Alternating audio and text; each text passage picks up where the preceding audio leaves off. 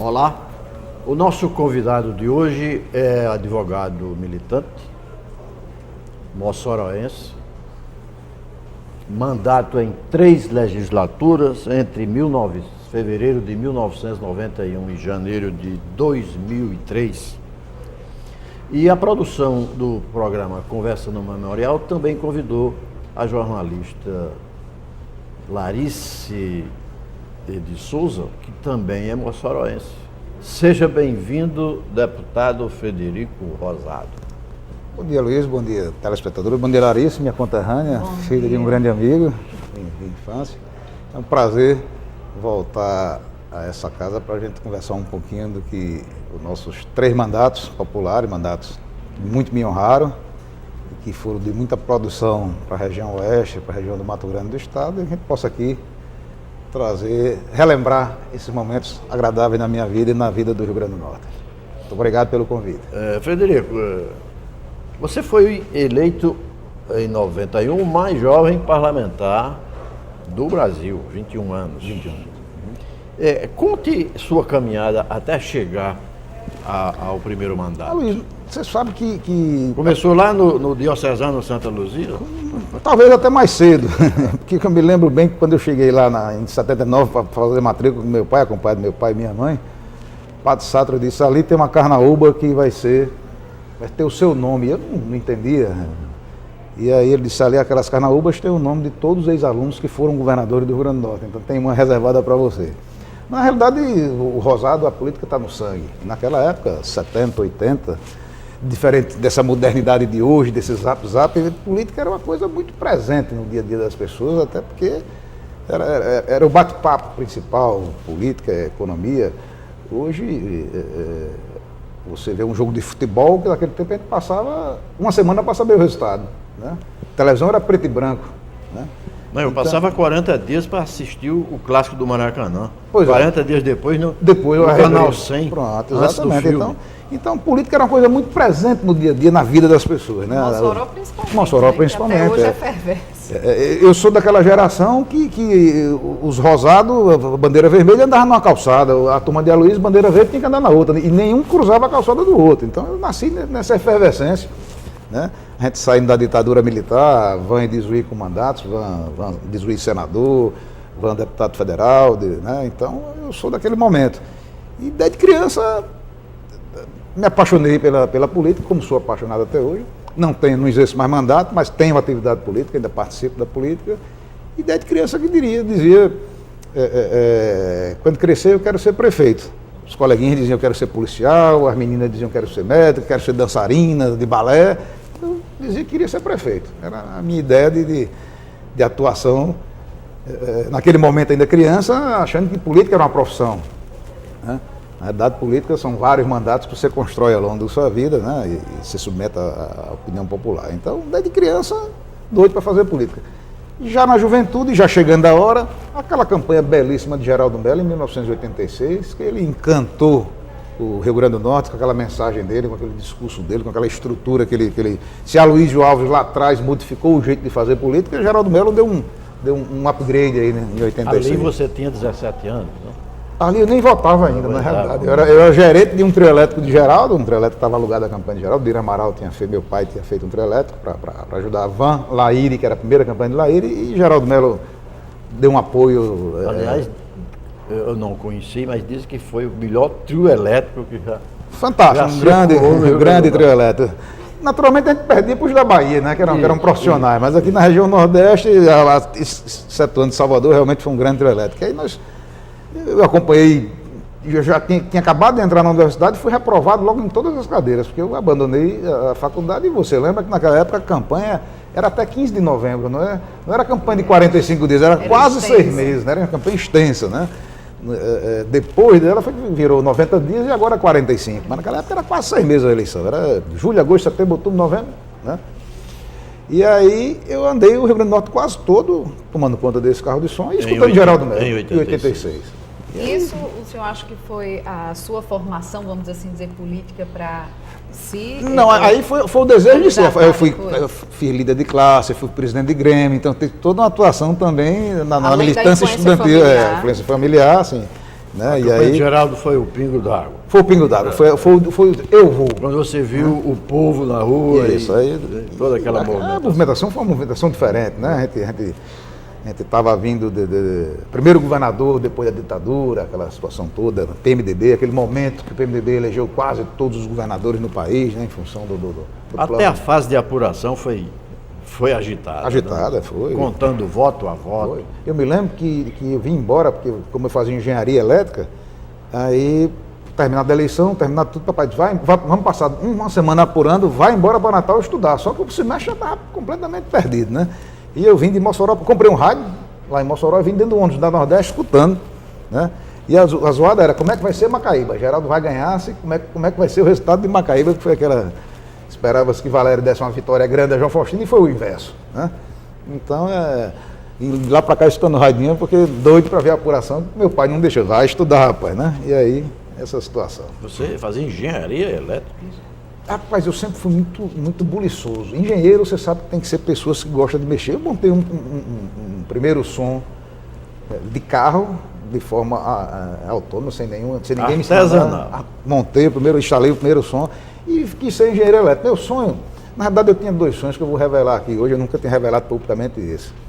O primeiro tinha sido ser prefeito. O plano B era ser mesário do trio elétrico do Chiclete com Banana.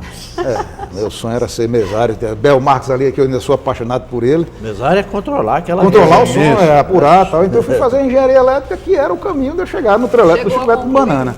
Não, porque a política me tirou de dentro da faculdade. Na realidade, a política me botou para fora da engenharia, porque engenharia era de manhã, de tarde e noite, e política era de manhã, de tarde e noite. Eu fui completamente incompatível. No primeiro semestre de engenharia eu perdi todo em função da campanha de Geraldo. Na sequência, eu perdi por conta da campanha de Laíre, em 88, contra Rosalba, que foi a primeira eleição de Rosalba. Então, a minha vida foi meio complicada por conta de política, né? Aí você fez direito depois? Fiz direito depois dos mandatos? Fiz direito, agora já me formei aos 43 anos de idade. Foi melhor, eu fiz direito um dia desse, terminei em 2008. Pronto, eu terminei em 2012, eu sou 4 anos mais jovem do que você aí na militância. Mas antes, depois da eleição de Geraldo, aí veio a eleição... De Laíre, que foi uma eleição muito complicada, porque foi a primeira de Rosalba. Assim, ninguém esperava que Rosalba pudesse ser candidata, muito menos que ganhasse a eleição. Né? Era a situação de Laíre em 88, era similar de João Faustino em 86. Laíre com 75, 76% nas pesquisas, Rosalba com 6, com 8, como era João e Geraldo. Então lá foi o processo de 88, que já o governo Sarney já estava muito desmantelado, Laíre fiscal de Sarney terminou perdendo a eleição para Rosalba, que depois se revelou uma grande política, 3 vezes prefeita, governadora, senadora, e vai ser agora, parece que vai ser prefeita de novo, né? Vai tentar novamente. Sim, aí eleição municipal. 89 houve uma eleição solteira, né? Solteira, sim. Foi a eleição histórica. Que elegeu o Collor, né?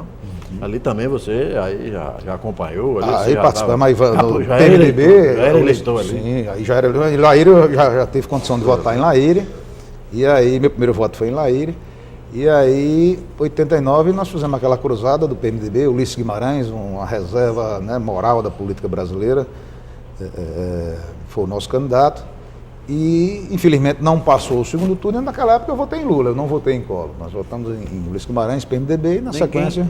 Poucos estão lembrados, mas já tinham 22 partidos no Brasil. Foram 22 candidatos. Me lembro naquela eleição. Mário Covas, muita gente.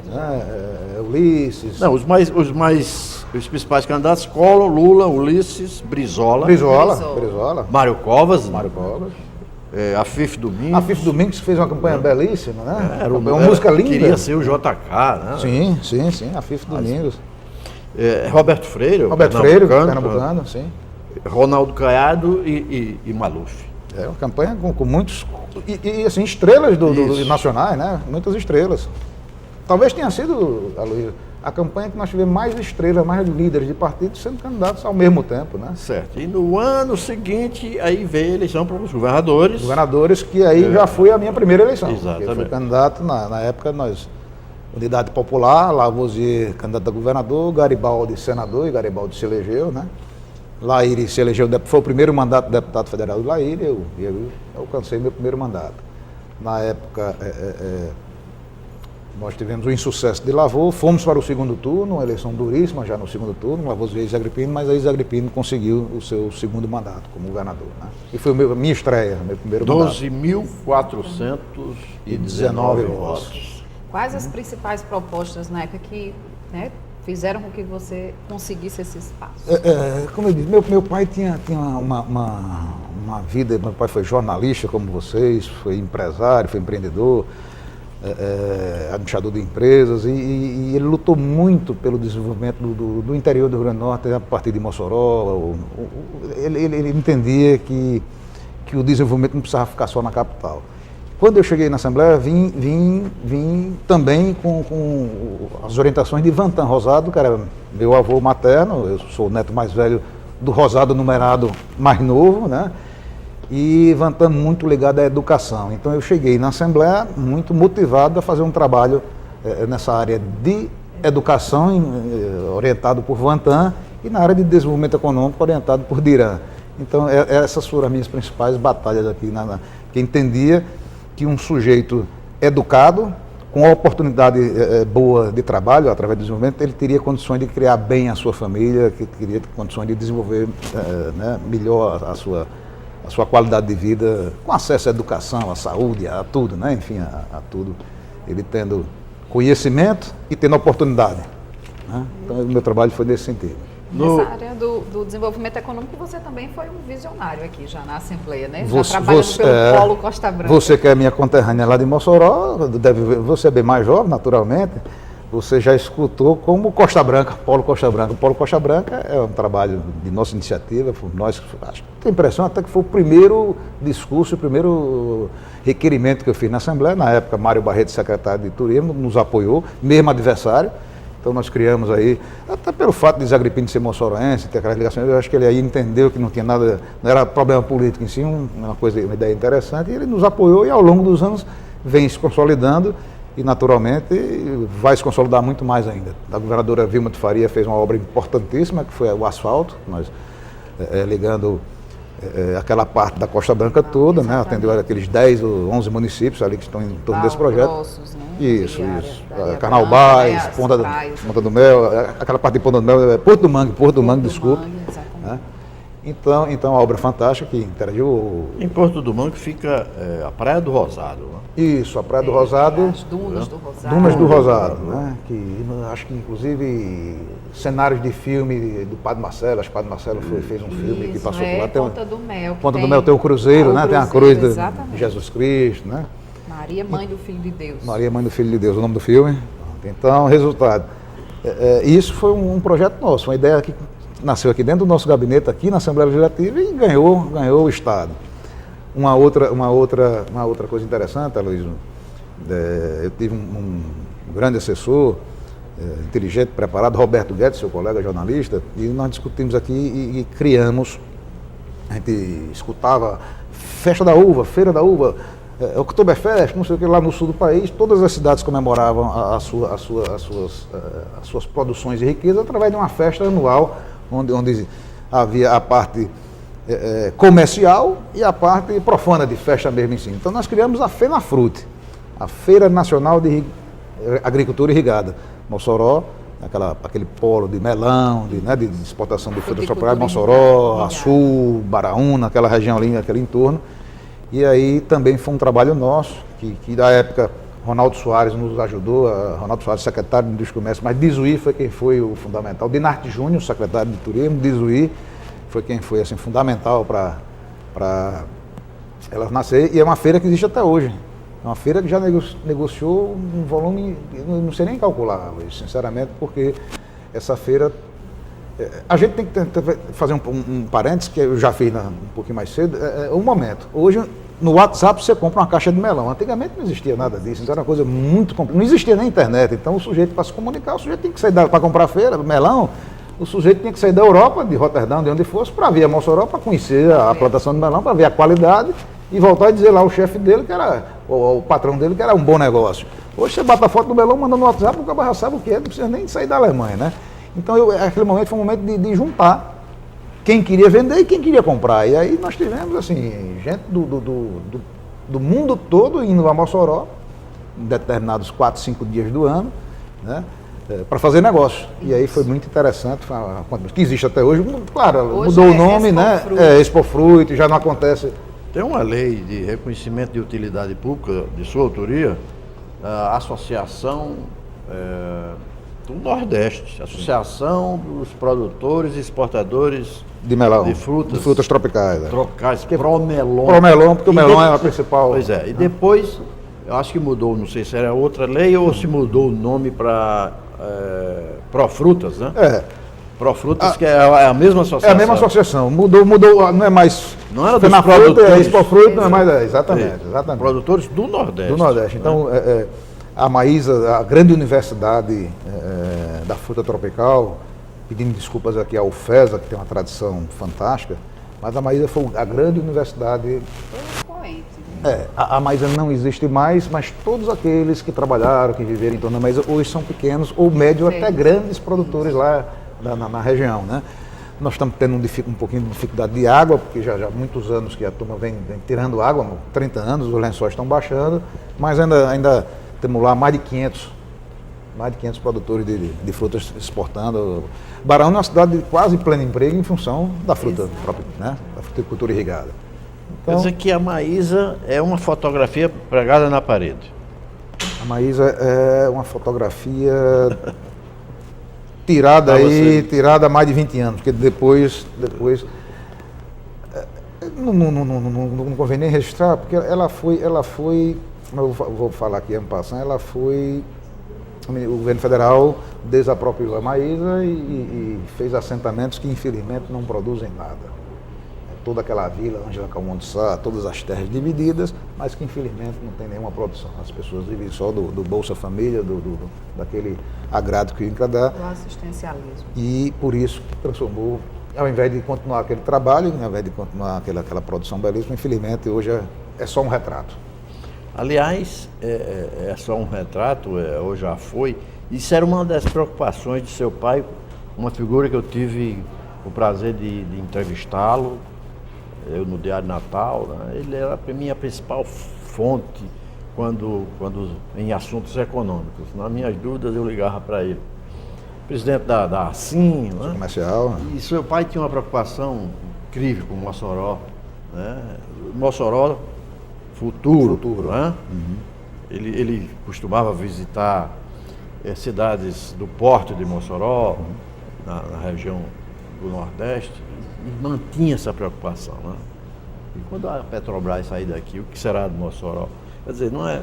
Mas Mossoró ainda tem sal, aí veio o Polo Costa Branca.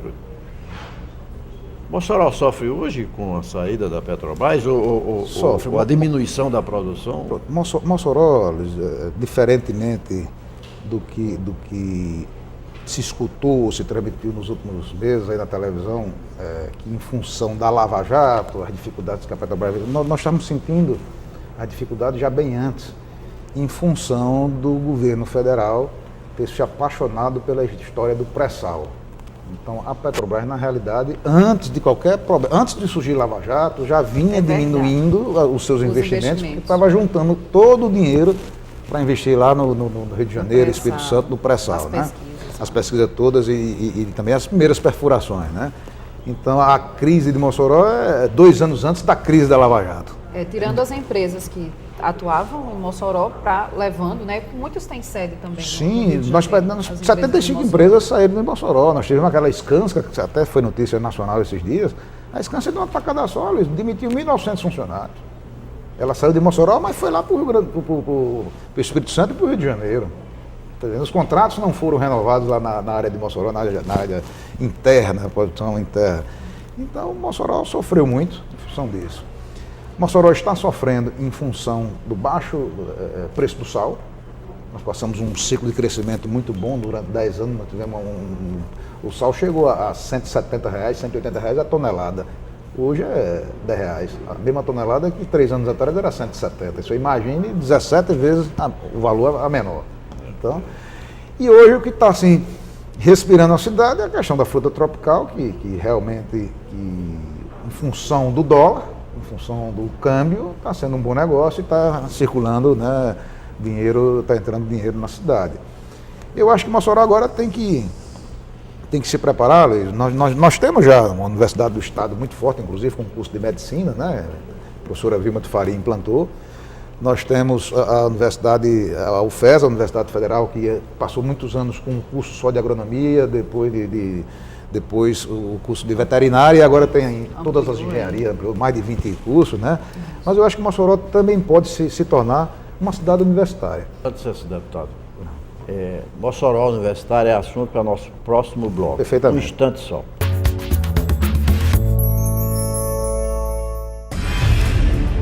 Sente inflamações nas juntas com fortes dores, inchaço e vermelhidão. A dengue pode ser grave e, em alguns casos, levar até a morte. Eu sei que esse mosquito causa muitas doenças graves. Essa gravidez está sendo uma prova de medo para mim e eu temo muito pela saúde do meu filho. Chegamos ao limite. Está na hora de exterminar o Aedes aegypti.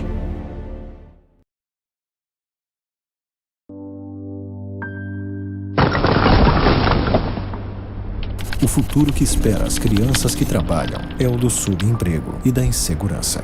Quando crescerem, essas crianças terão as piores condições de vida. Mas isso pode acabar. Com educação de qualidade, a criança pode escrever um novo futuro. Trabalho infantil não garante futuro. O que garante futuro é a educação.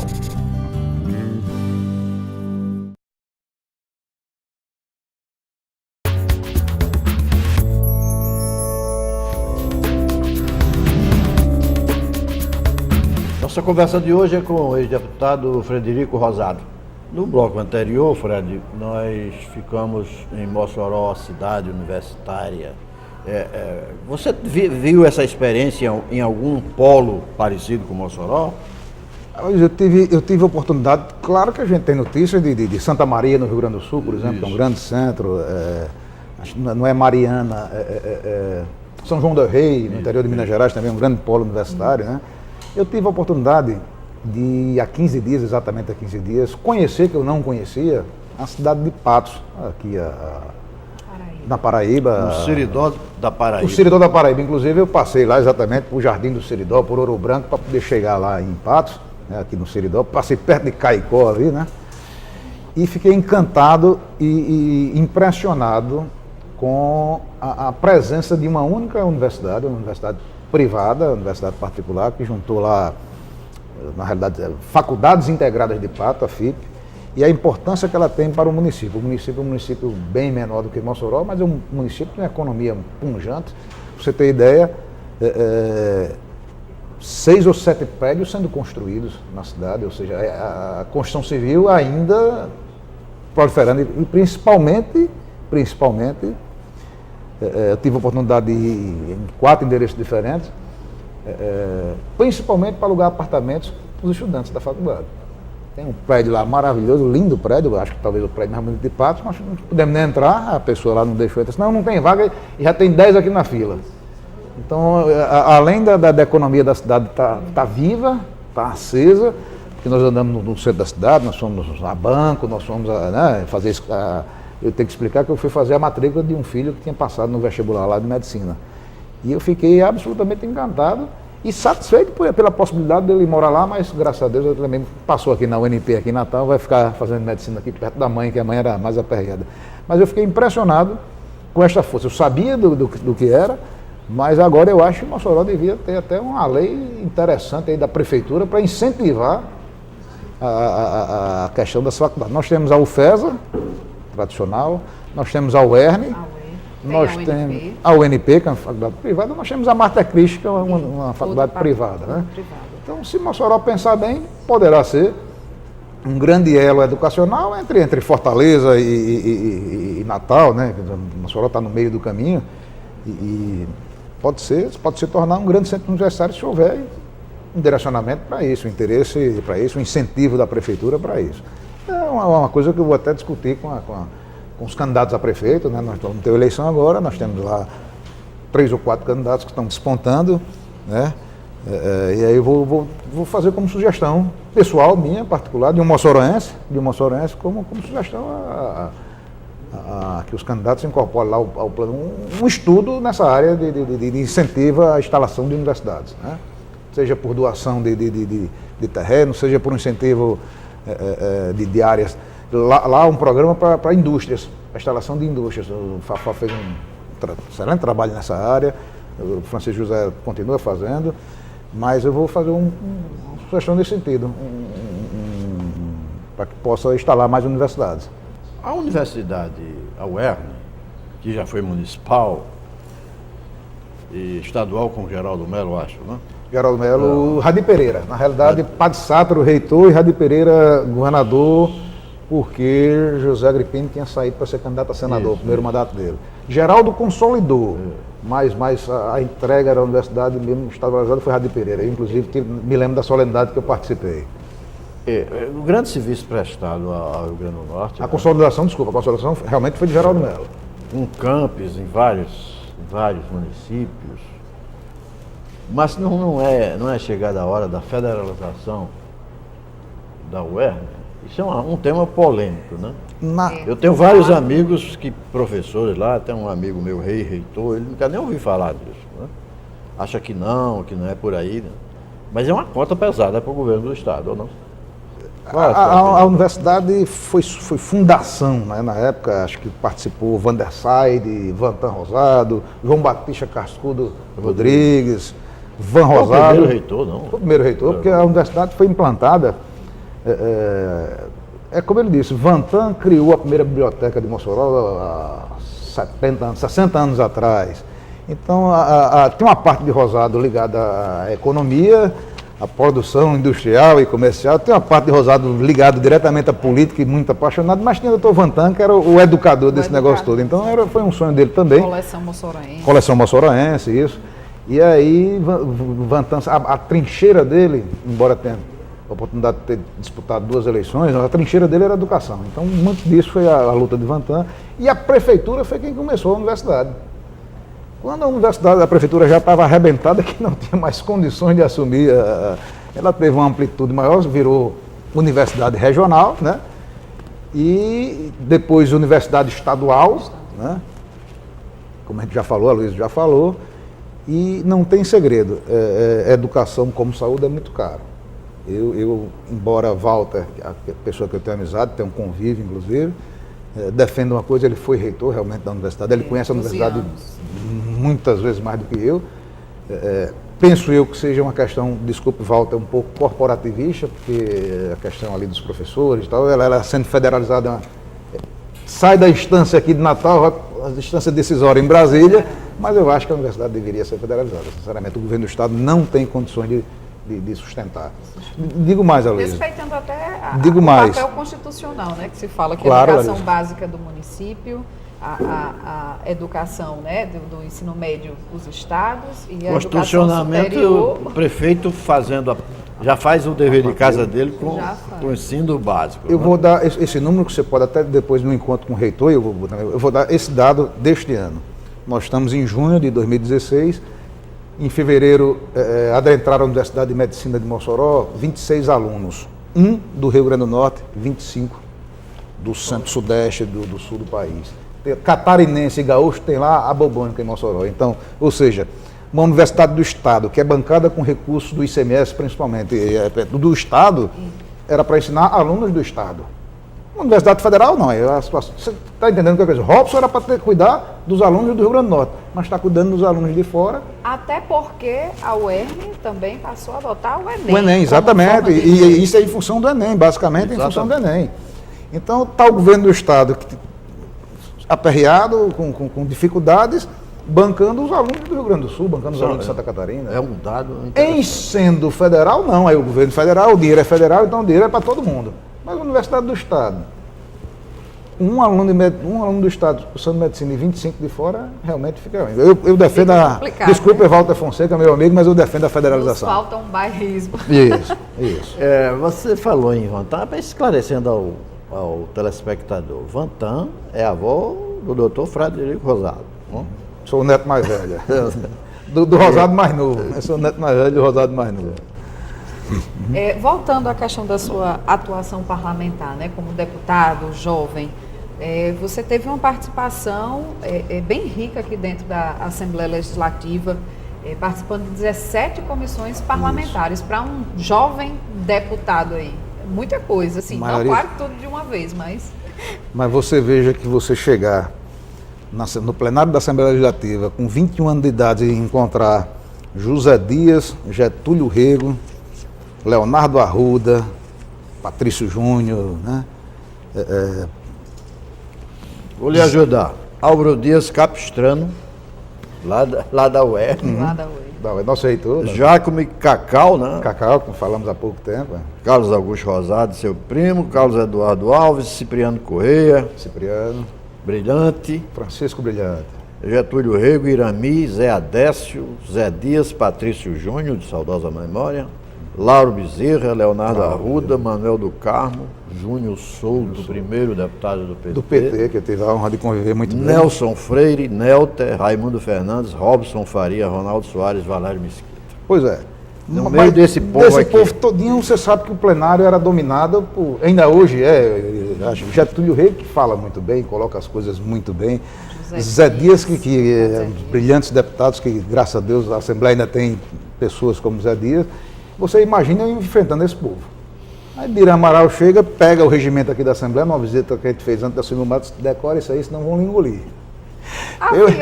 Em janeiro de 91, eu passei o mês, em vez de estar na praia, eu visitando o eleitor, eu passei o mês decorando o regimento interno para poder não ser engolido no plenário. Então, o grande segredo do sucesso dessas participações foi exatamente isso. Como eu era muito jovem, as pessoas podiam estar dizendo que não tinha preparo, não tinha condição de ser deputado e tal. Então eu estudei a fundo e tive uma participação muito efetiva em função disso.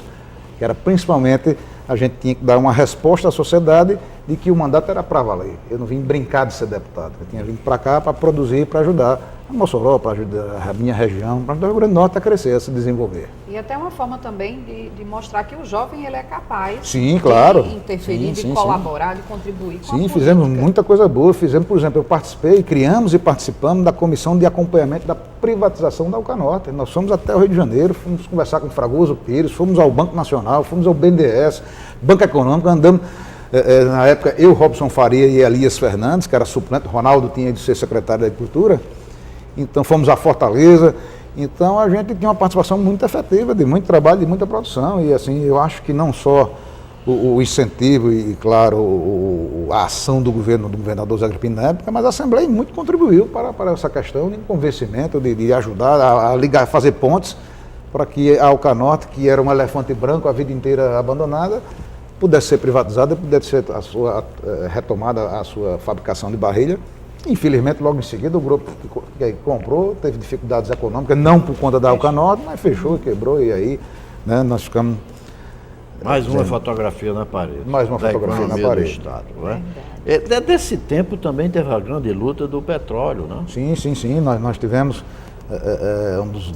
a Comissão do Petróleo, que foi um dos grandes sonhos do Rio Grande do Norte, de Mossoró, que era a questão da tributação do petróleo. Todas as mercadorias são tributadas no seu ICMS, geralmente na sua produção. Da origem, ela sai de lá e ela vai à tributação do ICMS. E o benefício do ICMS, porque é a largada da circulação da mercadoria. Petróleo e energia é o contrário, era no consumo. Então, a bancada paulista... E a gente sabe por quê. Né? O maior consumidor de petróleo do país não produz petróleo. Não produz petróleo. E aí nós tivemos uma perda muito grande em função disso. Na época, a gente desejava uma refinaria de petróleo. O normal seria esse ICMS ser destinado aqui ao Rio Grande do Norte, ao Ceará, que tem um pedaço de produção, a Bahia... Mas não, São Paulo foi quem ganhou o Rio de Janeiro não sofria porque produzia e consumia, então ele mais ou menos que equilibrava a situação. Mas São Paulo foi quem ganhou e na época, na Constituinte de 88, a bancada de São Paulo, a bancada do Sul, empurrou aqui para a gente como troca a questão do FINO, aqui, que era o Fundo Constitucional de Investimento do Nordeste, né? Que era patrocinado pelo Banco do Nordeste e pela Sudene, e lá a bancada... O agente financeiro, Banco do Nordeste. E as cartas dadas pelo plenário da Sudene. E esse foi no norte, esse foi o troco. Foi a barganha, foi a permuta. Foi. Vocês não vão ter o ICMS, mas vamos lhe dar isso aqui. Que você veja que lá no Sul não tem nenhum fundo constitucional de incentivos. Só tem para agradar, para acordar com a bancada do Norte e a bancada do Nordeste. Então, os estados do Norte receberam lá através da SUFRAMA, a Superintendência de Desenvolvimento da Amazônia, da Zona Franca de Manaus, da Amazônia, Sudã. E aqui a gente, através da Sudene, com o Banco do Nordeste operando esse fundo. E aí perdemos o ICMS do petróleo. Hoje, que nós não temos refinaria, o Rio Grande do Norte podia estar arrecadando o seu ICMS do petróleo que produz, mas infelizmente não faz. Isso foi uma luta muito grande. Estamos arriscando, inclusive, a perder a pequena refinaria que temos. Né? O nosso mandato, no começo do mandato, teve uma projeção muito boa. Informação recente, né? Informação a Clara Camarão, né, que vai passar de um estágio jurídico para outro, que poderá atrapalhar bastante, sem dúvida. Essa luta, inclusive, foi uma luta interessante, porque nós tivemos a oportunidade, e acho que poucos parlamentares tiveram, em função dessa luta do petróleo, todos aqueles municípios que tinham interesse nos convidaram para fazer palestras. Então o CDL ligava, as comerciais, Laios, então eu tive a oportunidade de andar grande parte do Rio Grande do Norte expondo a ideia do que era a Comissão do Petróleo, do que era a emenda de ICMS ao petróleo. E Garibaldi apresentou, lá em Brasília, Garibaldi foi sensível e entendeu e apresentou, e infelizmente foi derrotado, porque a nossa bancada é uma bancada bem menor. Né? Liderada, a bancada de São Paulo liderada por Zé Serra. Isso, exatamente. A briga hoje nessa questão do petróleo é nacional, com essa questão dos royalties lá do pré-sal. Isso, exatamente. E pronto, a do pré-sal gerou uma briga enorme, porque o Rio de Janeiro ou perdia ou ganhava. Então a confusão é porque o estado mais rico brigou, né? A gente na época não tinha essa... E você deve ter explicado direitinho ao eleitor potiguar essa luta, porque em 94, na sua reeleição, você quase dobra a votação, de 12 para 22, quase 23 mil. Quase 23 mil votos, foi uma votação você circulou o estado, sim, também teve a energia, né? A Coserne foi do seu segundo mandato, né? A Coserne foi privatizada do governo Garibaldi, primeiro governo. Foi o final de... Então foi do seu segundo 97. Final de 97. Seu segundo mandato. Outra batalha gigante aqui também. Outra batalha gigante, plenário, sim. E que naquele momento se achou até que seria ruim para o Estado. Claro, os funcionários até hoje têm mágoa de Garibaldi e de uma parte da Assembleia em função disso, mágoas profundas em função disso, mas efetivamente a companhia só fez o bem, tanto para o consumidor quanto para o Estado, a privatização da empresa, que ao longo desses anos todos vem pagando uma montanha de ICMS, tem sido patrocinadora de vários eventos culturais e artísticos da cidade e do Estado, eventos desportivos também. E Garibaldi pôde investir em várias áreas, né, naquela época. Me lembro muito bem do hoje finado aeroporto de Parnamirim, que teve uma amplitude, teve uma ampliação. Adutoras que levou água para o sertão, não só para os animais, mas principalmente para o ser humano, né? E aí foi uma batalha dura, mas foi uma batalha que eu acho que o Rio Grande do Norte ganhou. Outra batalha dura foi o senhor presidir a Comissão Parlamentar de Inquérito. Ih, Maria. Da merenda, né? Na realidade, Carlos Marinho, Cacau Marinho foi o presidente. Foi no segundo mandato também, né? Foi segundo mandato. Mas o senhor integrou. As comissões parlamentares de inquérito, até antes de 88, era o grande mecanismo de se investigar a administração pública. O Ministério Público não era tão forte, não tinha uma atuação. O Ministério Público na época era só crime, era mais crime. Era o promotor funcionando no Tribunal do Júri. Pronto, exatamente. A Luiz resumiu. Então as comissões parlamentares de inquérito tinham muita força nesse aspecto. Só que a vida inteira se escutou, que já hoje não tem, em função da força que o Ministério Público já tem, dos mecanismos que a sociedade dispõe, a Polícia Federal. Os órgãos fiscalizadores, TCU. Com escuta, os órgãos fiscalizadores, então, resultado. Então, o Ministério Público conseguiu avançar e, na minha opinião, hoje já nem é tão necessário assim essas comissões parlamentares. Naquela época era importante, era necessário, não existia a transparência que existe hoje. tinha documento que você... Não conseguia sem fora de uma CPI. Fora de uma CPI.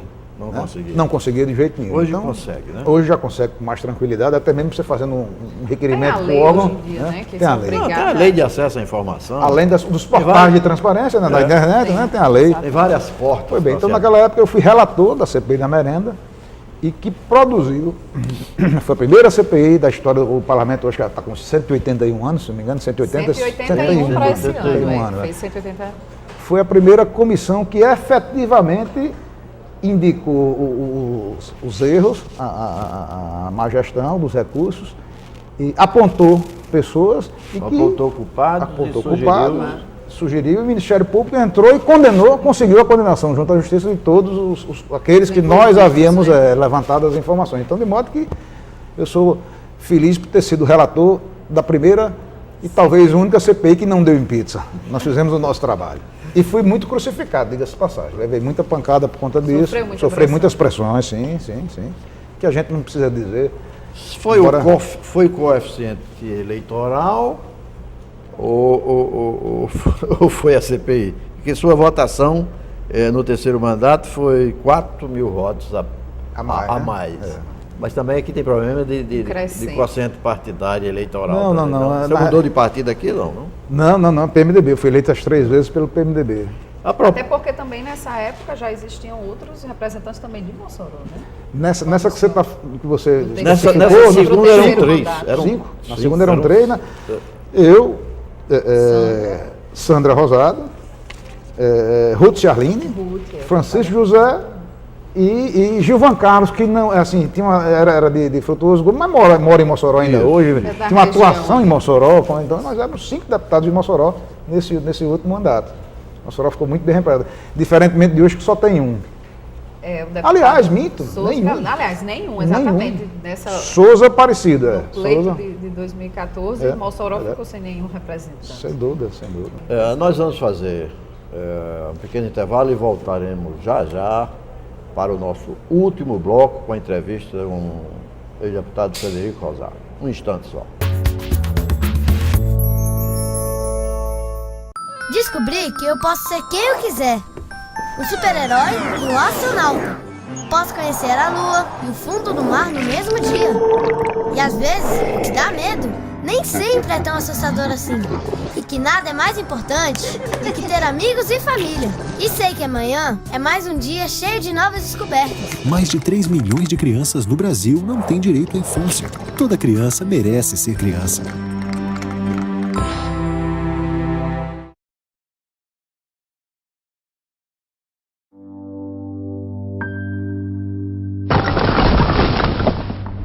Nenhuma criança está segura trabalhando. Muitas estão em condições próximas da escravidão. Não ajude a perpetuar o trabalho infantil, criando um ciclo vicioso da pobreza.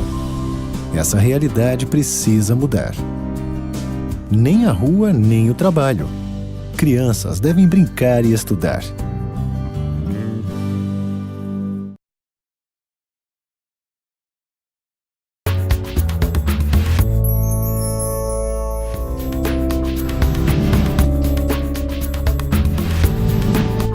Vamos para o terceiro e último bloco dessa nossa conversa com o deputado Frederico Rosário. Ficou uma questão lá atrás, deputado, que eu gostaria de retomar. O que será feito, ou o que foi feito com a coleção moçoroense, com a construção de anos de seu avô? Fantástico. Construção, um esforço dele com mais de 4 mil títulos publicados. A única coleção brasileira que está no acervo da Biblioteca do Congresso Americano, que é a mais importante do mundo, a do Congresso lá dos Estados Unidos, né? E que durante a vida inteira dele, durante mais de 60 anos, teve o patrocínio pessoal, ao ponto, Luiz, de pegar dinheiro emprestado com amigos, pagando juros mensais para Dona América tomando conta das coisas da casa, do feijão e do arroz, e ele comprando livros, comprando papel, incentivando escritores a lançar os seus livros. Né?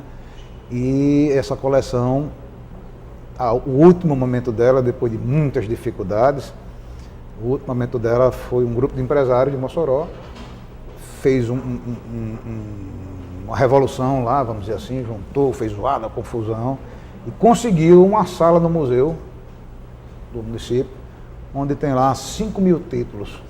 A coleção tem mais de 100.000 títulos de unidades guardadas. Então tem lá 5.000, está em exposição uma parte do que foi a coleção, do que é a coleção, e o resto está guardado na residência do professor Benedito Vasconcelos Mendes, que tem uma espécie de rancho, fazenda, granja, sítio lá no Alagoinha, perto da Alagoinha ali. Bons serviços prestados a Mossoró, depois, também o professor Benedito, sim, foi presidente da Emparne, um grande pesquisador, né? É o homem que incluiu a história da cutia no nosso métier. A EMA, trouxe a EMA para ser estudada como uma forma de alimentação pelo nordestino.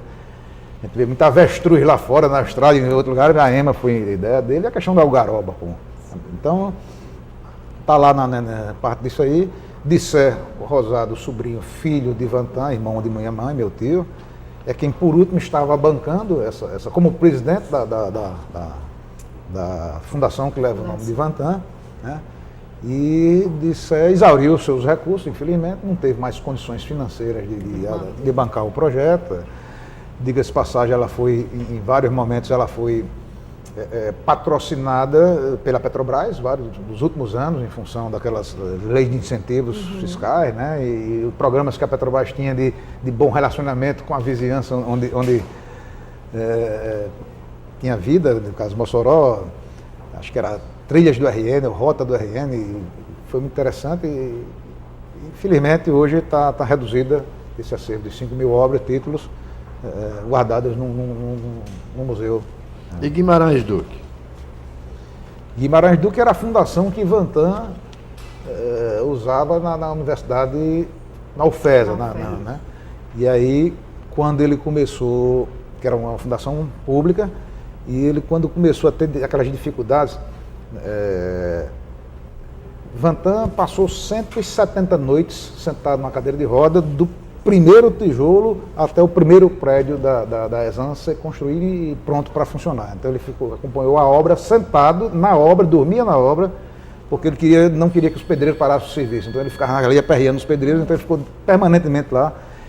E aí, além de fundador, teve a oportunidade de ser reitor 3 vezes. No último mandato dele já era uma coisa mais democrática, já tinha eleição, já existia a história do PT com Lula, aquele povo, e aí houve uma esquerda na ESAN, e aí ele começou a brigar, e a Fundação Guimarães Duque, que tinha sido ao longo de todo o tempo a mantenedora da coleção moçorense, ele precisou de ter teve a Fundação Vantan Rosado, privada, para poder tocar a obra da coleção em função né, depois da eleição dele, veio a eleição, 2 ou 3 mandatos depois, quem tomou conta foi uma turma mais de esquerda lá e brecou o trabalho dele, ele teve dificuldade de relacionamento com essa turma, e aí por isso que ele saiu da Guimarães Duque para a Fundação Vantan Rosado, que a gente ajudou a construir. E daí vem esse seu grande envolvimento também com a educação, com esse exemplo sim, aí do sim, seu avô. Sim. O senhor aqui como autor de uma lei de incentivo à produção local, produção de livro, né, de livro estadual, era porque era fácil dizer que tinha incentivo para cana-de-açúcar, incentivo para melão, incentivo para tanto, e não tinha um incentivo do Estado para a produção de livros. Livro didático. Didático, livro que poderiam, que foram... Lei 6.996 de 1997. Isso, que era para exatamente o Rio Grande do Norte, dentro daquela ideia que nós começamos há pouco tempo de Mossoró ser uma cidade universitária, que Mossoró, ou o Rio Grande do Norte, ou qualquer Açu, que tem a terra dos poetas, que é muito conhecida, pudesse ser um centro de produção literária, que pudesse, a partir daqui, fornecer livros para crianças, livros didáticos, para todas as idades, não só para a escola pública do Brasil inteiro, como também para escolas particulares que porventura pudessem, né, adotar os métodos que infelizmente assim, não produziu o efeito esperado. Hoje nós temos alguns exemplos muito pontuais, assim, de pessoas que tiveram muito sucesso nessa produção literária. Mossoró, inclusive, participa disso. Nós temos lá bons autores lá em Mossoró que alcançaram prestígio nacional e com muito bom retorno econômico, inclusive, do seu trabalho, né? Mas a lei, infelizmente, não atendeu o objetivo original. Em 99, tem uma lei também de sua autoria, 8.315, não, 7.722, de 99, concede às entidades artísticas comunitárias, religiosas, filantrópicas e desportivas o direito à utilização do espaço físico e equipamentos do ensino estadual. Em muitos municípios, às vezes, é o único ambiente de se promover cultura. Sim, Né? sim. O objetivo nós tínhamos muito poucos teatros, na realidade. Isso. Cinema nós tivemos vários, em vários municípios, em vários lugares. E Mossoró tem uma luta muito bonita nos anos 90 a respeito da criação do seu teatro, que hoje, graças a Deus, nós temos um teatro belíssimo de primeiro mundo, ainda de primeiro mundo, embora seja Luiz Rosado, que foi a prefeita Rosalba Serlini, que a época inaugurou, já quase 20 anos. Acho que está um pouquinho assim castigado, mas é um teatro que os grandes artistas se apresentaram lá, tal qual o nosso Riachuelo, e elogiaram demais a acústica, o projeto arquitetônico em função do... Né? E aí, mas naquela época não tinha, então a oportunidade de você fazer teatro em Caicó aonde? Hoje tem lá um teatro, que foi a governadora Dilma construiu, tem vários lugares. Então, essa era a ideia naquela época. Não, acho que foi Vilma, não, acho que foi... Não tem um centro cultural lá, de Juto Dias, não? Não tem um centro cultural? Teatro de Juto Dias. Teatro de Juto Dias. Foi construído pela governadora Vilma, aquele espaço, né? Acho que não. Acho que não. Acho que foi Garibaldi. Foi Garibaldi ainda? Agora ela fez a reforma, né? Bom, então tá certo, perfeito. Então o fato é que o próprio Garibaldi nos ajudou muito. Fizemos um teatro, antes de Rosalba fazer o dele, nós fizemos um teatro municipal, um teatro estadual, efetivamente, num cine que estava, um cinema fechado, abandonado, e aí houve uma ligeira adaptação. Zé Dias, do Projeto 6 e Meia, foi muito lá a Mossoró, nesse teatro, fazer aquele Projeto 6 e Meia, toda semana ele ia, né? Então foi exatamente dentro da minha orientação original que nós conversamos aqui. As pessoas com informação, com educação, têm o poder para fazer as suas escolhas. E um ambiente de negócio. Hoje mesmo, a universidade está fazendo um debate fantástico aqui na Casa da Indústria sobre os polos tecnológicos, né? Tem gente do Porto Digital de Recife, tem gente daquele grupo tecnológico de Minas Gerais, de Belo Horizonte aí. Então, a pessoa com educação, com discernimento para tomar decisões certas e com um ambiente de negócio, com um ambiente econômico favorável, não tem como dar errado. Juntar educação e desenvolvimento é o segredo do sucesso. Deputado, nós estamos nos aproximando do final do programa, mas ainda há tempo para perguntar, você continua afiliado a algum partido político? Ainda tem pretensões políticas? A penúltima filiação foi um grupo em Mossoró que decidiu juntar e me filiei lá à época, Gustavo Rosado à frente, nós filiamos ao PV, Partido Verde. Mas o ano passado eu tive a oportunidade, como advogado militante que sou, um pequeno escritório em João Câmara, e João Câmara foi um município que eu tive uma atuação política muito, muito interessante, muito importante nos anos 90, final dos anos 90 e início dos anos 2000. Tivemos a oportunidade de intermediar junto ao governo Garibaldi. Na realidade, o governador foi um grande governo. Agora, a atuação política foi basicamente minha, o trabalho foi de orientação, foi todo meu e aí vai. Então eu me transferi o título para João Câmara e me filiei ao Partido Socialista Brasileiro. Eu tenho uma ligação hoje muito, muito próxima, com o deputado federal Ricardo Mota, aliás, Rafael Mota, filho do deputado estadual, meu colega que foi aqui na Assembleia, Ricardo Mota, e em função disso o grupo político dele lá me fez algumas considerações e eu transferi o título para lá, não com um plano A de ser candidato a nada, mas um plano B, de repente aquele cavalo, né? Você está esperando o cavalo passar, sei lá. Pronto, né? Mais ou menos isso. Se tiver um cavalo eu sento, se não, estou tranquilo. Eu queria só fazer uma observação, uma pergunta que a gente terminou no segundo. Na realidade, eu ia para o 4º mandato com uma votação, que seria uma votação semelhante a hoje. Eu ia passar dos 35 mil votos se tivesse ido para o mandato de 2002. E quero lembrar uma coisa, na minha época, não é esse votozinho digital que até mesmo o aposentado sabe digitar, ainda era o votinho escrito. Dá cedo. Eu tive diversos votos frigorífico rosado, intenção de voto. Porque naquela época você escrevia o nome do candidato. Mas o mesário aceitou?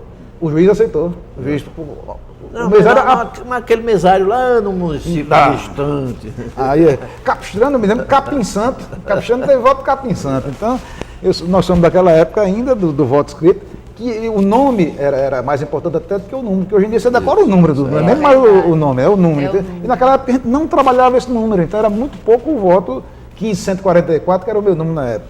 E eu tinha saído da eleição de 2000 muito fortalecido politicamente. Era um momento que eu já tinha, em 98, nós tivemos uma dificuldade com Laíra e com Sandra, em função do lançamento da candidatura de Sandra a deputada estadual.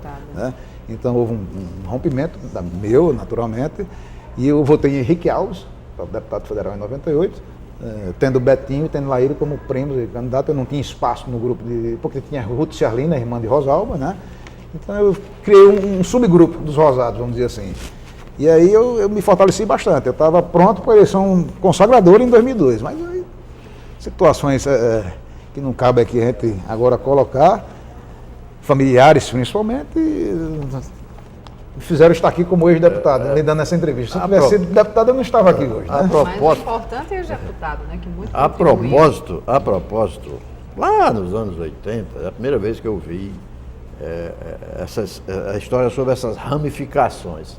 Há até teses de conterrâneos seus, tese de mestrado, sim. Historiador. Lacerda. E dentro da família Rosado, principalmente, né? Três, assim, Frederico Rosado.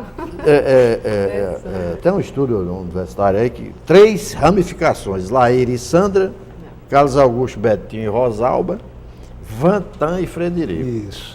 Isso foi reportagem da Carta Capital, aquela revista de Mino Cato, seu colega jornalista, fez reportagem nacional sobre isso. A página, inclusive, principal sou eu lá levantando na biblioteca da... E até uma quarta, ainda insistiram com uma quarta que seria de Zuí e Mário.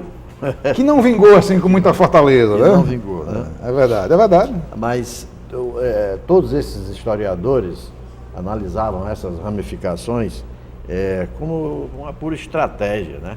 Havia momentos, principalmente em eleição municipal, que qualquer solução seria um Rosado eleito, não é verdade? E deram férias dos Rosados agora e parece que vão voltar.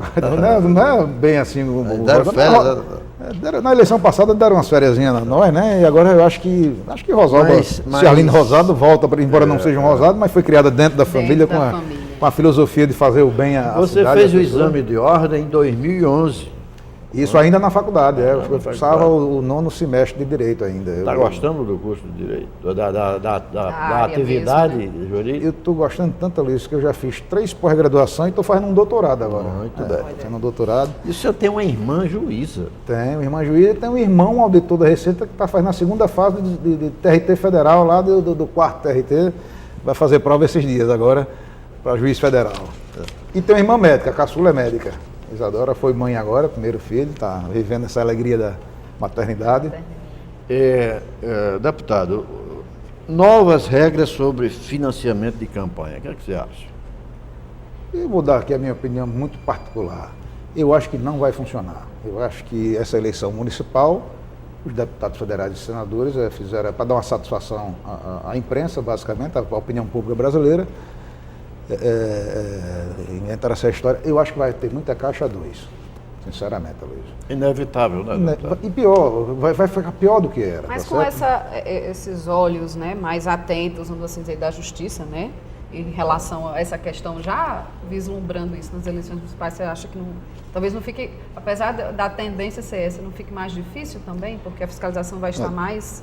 Posso estar enganado, tenho só 46 anos, acho que dá para ver mais uns 40 para frente, se Deus quiser. Mas desde que mundo é mundo, política e dinheiro andam juntos. E o dinheiro financia a política pelos interesses que são diversos. Então eu não acredito que funcione uma eleição sem doação de empresas. Até porque eu acho que devia se legalizar a questão do lobby, a questão legítima do lobby e muito mais transparente. Ao invés da Lava Jato estar indo atrás de quem financiou quem, antes o eleitor já sabe quem foi que financiou o seu candidato, e a justiça caminha para isso. Então, eu que tive o financiamento toda a vida familiar, já é do meu tempo essa questão de prestação de contas. Em 94 nós fizemos aquele bônus eleitoral, que foi aquela grande confusão de Nevaldo com Flávio Rocha, candidato a presidente, né?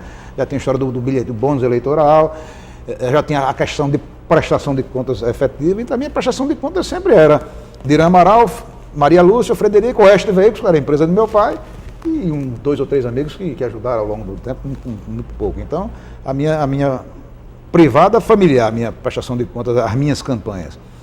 E aí eu acho que tem que ter a doação empresarial, desde que seja muito transparente, muito pública.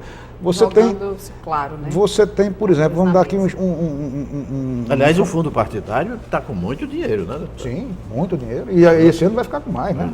Ampliou-se, deu uma com medo dos votos do Congresso, deu uma melhorada, mas não funcionou, né? Terminou sendo afastada. Mas você veja, nós temos aqui o caso do Rio Grande do Norte, que sofreu muito uma indústria que veio se instalar na sua região, aquela indústria de benefício de ferro, que tinha uma dificuldade enorme porque o governo não fez a linha de trem para transportar o minério de ferro lá do Seridó, para os portos de Pecém ou de João Pessoa. Lá de João Pessoa de Cabedelo ou mesmo de Recife, né? Agora eu esqueci o nome do porto lá de Recife. Mas o fato é que até hoje não tem essa ferrovia e o transporte precisou ser feito de caminhões. Eu me lembro que uma empresa de Mossoró, o pessoal de Upanema, compraram 40 caminhões para ficar transportando o minério de ferro. Quando uma empresa dessa se financiasse um candidato, teria condição de exigir desse candidato que trabalhasse em função de uma ferrovia que não só serviria a essa empresa, mas também ao Estado como um todo. Então eu defendo o financiamento privado, sou contra o financiamento público, eu acho que o senador Zagripini deve ter muita força a isso, eu não acho que esteja certo tirar dinheiro dos recursos do fundo partidário. Eu acho um erro a questão do fundo partidário, eu acho que devia ser menor. Está tirando dinheiro de saúde para botar em eleição, está tirando dinheiro de educação para botar em eleição, eu sou contra isso, eu acho que não dá certo. E acho que o Caixa 2 vai ser violento agora na eleição. E isso é só um teste, com certeza. Eles vão ver que não vai dar certo e na eleição deles, dos deputados e senadores, eles vão voltar, vão reverter e vão consertar para que a eleição deles dê certo.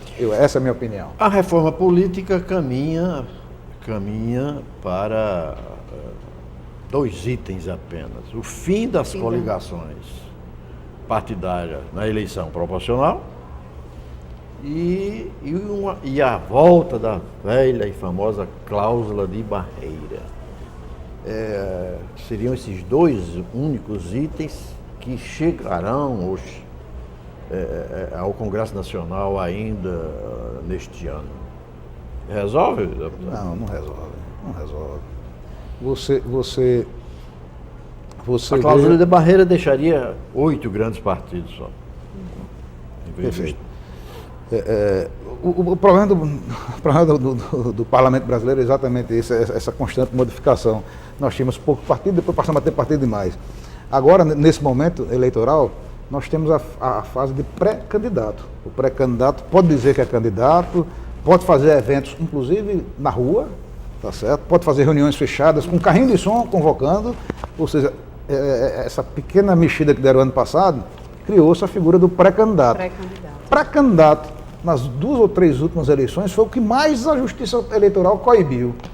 Inclusive, nós temos um amigo aqui que foi diretor da Assembleia, Diógenes Dantas, que anunciou a candidatura dele a vereador, e pelo fato de um amigo ter falado, ele levou uma punição da Justiça, levou uma multa do tamanho do mundo e desistiu da candidatura logo aí, quando ele viu. Então, naquela época, até a eleição passada, você falar que era crime. Você não podia nem dar entrevista que era crime. Agora não, agora mudou, é bem interessante. A gente tentou na 9.504, a lei eleitoral, fixar uma regra permanente, mas infelizmente ainda não deu. Acho a cláusula de barreira importantíssima. Acho importantíssima. Você tem como conversar com 8 líderes num parlamento. Você presidente da República, para se chegar a um denominador, você tem que conversar com 20 e tantas pessoas para poder chegar a um acordo de votação de um projeto que interessa ao país.